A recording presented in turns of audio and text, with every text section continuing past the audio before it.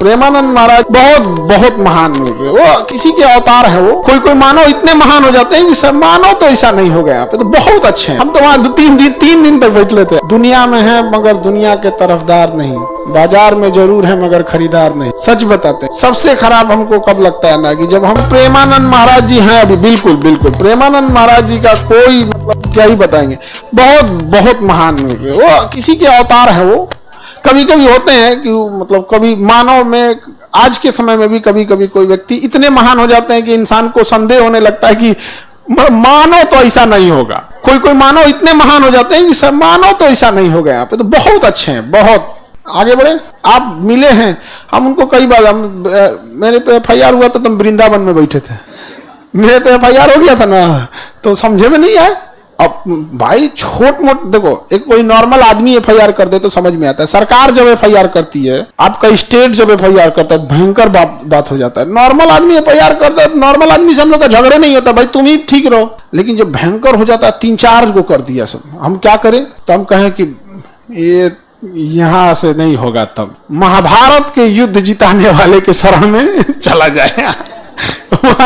वृंदावन में बैठे थे, केला वगैरह कुछ ले लेते थे, वहां के जो बंदर वंदर रहते थे बड़े, वो सब किसी को परेशान नहीं करते हैं, लेकिन सामान छीन लेते हैं सब, फिर कुछ दीजिएगा तो लौटा दें।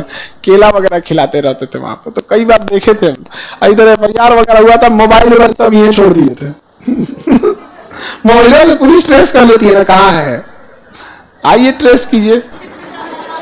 कुछ है ये नहीं था ना, मोबाइल था ना कुछ। वृंदावन में बैठल थे, तो बहुत शांति वाला जगह है वृंदावन। आपने मतलब हम तो वहां 3 दिन तक बैठ लेते आराम से। वहां सुबह सुबह कचौड़ी वगैरह सादा भोजन मिलेगा वहां, और सब्जी उब्जी बड़ा नॉर्मल उसकी क्या नाम है, वो कौन सा आता है, पेठा वगैरह के। हमको तो उतना बुझाता नहीं है सब्जी उब्जी में, खाना बनाने वाला आदमी रहे तब न जाने। वहां बड़ी शांति का जगह है। आगे बढ़े, भिक्षुक बनेंगे क्या आप भी?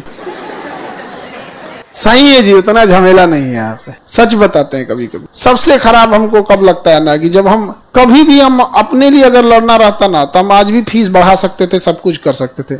लड़ाई लड़ते हैं तुम लोग के लिए। और सबसे तकलीफ कब लगता है, जब शिक्षकों को भी सब लोग को एक साथ मिलकर ये बात कहना चाहिए कि हम लोग अपनी फीस कम कर रहे हैं और गवर्नमेंट भी GST 18% हटा दे, तो ये हमारे पीछे पड़ जाता है। उद्देश्य कि बस आप अपना फीस बढ़ाइए, हम भी बढ़ा लेंगे, बस एक ही उद्देश्य रहता है। तो कभी कभी समझ में मन करता है छोड़ छाड़ के आदमी चल जाए। अब फौज में रहते तो इससे ज्यादा ठीक ठाक रहते। सही में बहुत अजीब लगता है कि उस चीज को आप काम कीजिए जो आपको थोड़ा भी पसंद नहीं है। ऐसा लगेगा जैसे किसी को आप भी मान के चलिए, खाना बनाना किसी को पसंद नहीं है, हल्ला कर दो कि भैया कह दो कि ताज होटल में खाना यही बनाएगा, तो एगो तो उसको पसंद नहीं है, और उस पे बात आ जाएगी कि भैया रेपुटेशन का बात है, ताज होटल में बना रहा है तुम, तो उसको मनाना भी मन से है, इच्छा भी नहीं है। जो हमरे वही है, हमको तो कोई इच्छा नहीं रहता है पढ़ाने का, लेकिन पढ़ाना भी है, उम्मीद भी लगा रहता है बच्चों को। भी कहता है सर आप पढ़ाते तो याद हो जाता है, दिक्कत नहीं होता है। यहाँ पे